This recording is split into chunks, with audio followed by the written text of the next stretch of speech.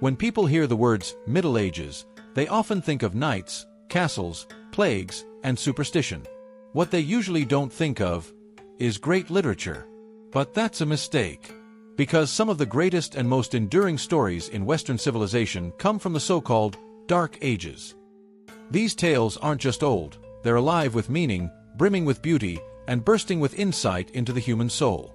Let's rediscover 10 timeless works of medieval literature, and why they still matter today. Beowulf, 8th to 11th century. At the dawn of English literature stands Beowulf, a hero, a monster, a dragon, and the grim beauty of fate. Set in Scandinavia and written in Old English, Beowulf tells the tale of a warrior who battles the monster Grendel, Grendel's vengeful mother, and finally a dragon in his old age. It's not just about muscle and might. It's about loyalty, mortality, and the tension between pagan heroism and Christian humility. Beowulf's death isn't just tragic, it's noble. He dies alone, but he dies a king. This poem shaped the heroic ideal for centuries to come. Arabian Nights, 800s. Also known as 1001 Nights, this is a rich tapestry of Islamic, Persian, and Indian folklore, held together by the brilliant framing device of Scheherazade, a woman who tells stories to save her life. From Aladdin's enchanted lamp to Sinbad's voyages and Ali Baba's hidden treasure, these tales blend fantasy and moral insight with deep cultural roots. They aren't just bedtime stories. They're mirrors of human desire, fear, and hope. And they show that even in the harshest conditions, storytelling can be an act of survival. The Song of Roland, circa 1115. This French epic immortalizes the legendary last stand of Charlemagne's knight, Roland, during a battle against Saracens in Spain. But this is more than just a battle tale. It's a clash of civilizations, Christianity versus Islam, loyalty versus betrayal, heroism versus hubris. Roland's refusal to blow his horn and call for help leads to his death, and yet, his death is exalted as a martyrdom. The poem is a powerful meditation on honor, sacrifice, and the price of pride. The Nibelungenlied, circa 1200. This German saga is a brutal, majestic tale of vengeance, betrayal, and destiny. Siegfried, the dragon-slaying hero, wins the love of Kriemhild, but political tensions, betrayal, and blood feuds lead to his murder and a fiery revenge plot.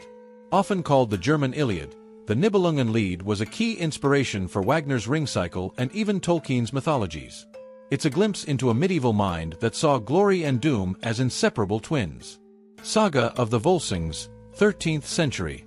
This Norse saga pulls from even older sources to tell the tale of Sigurd, the dragon slayer, and his tragic love for Brynhild.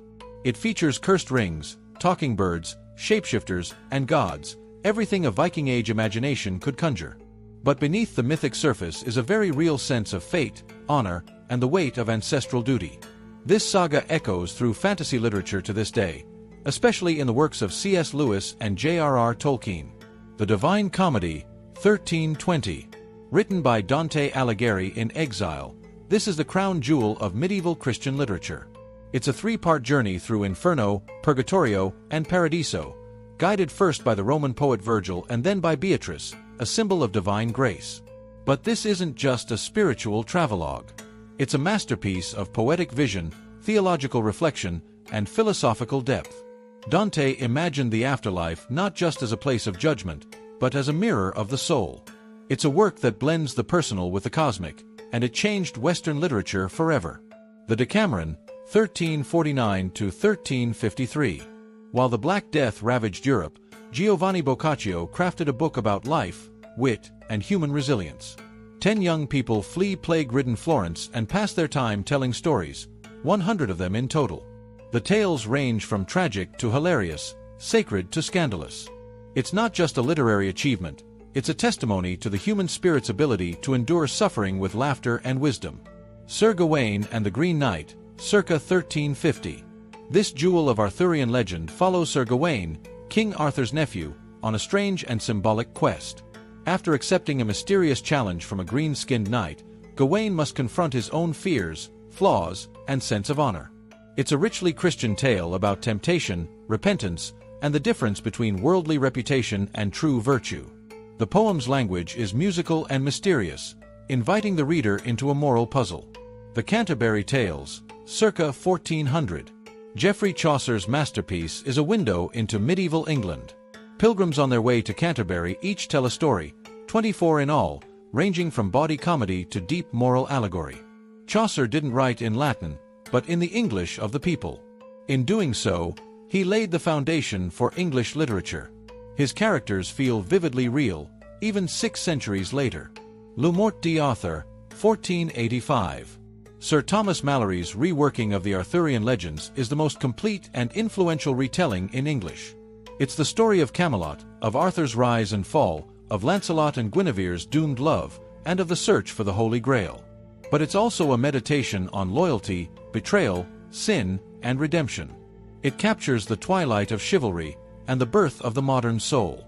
These stories are more than just relics of a forgotten age. They are the spiritual and cultural DNA of the West. They tell us who we were, and who we still are. They challenge us to live nobly, to seek truth, and to tell better stories. So next time someone says the Dark Ages were empty, tell them about Beowulf's dragon, Dante's vision of heaven, and the knight who faced a green-skinned giant.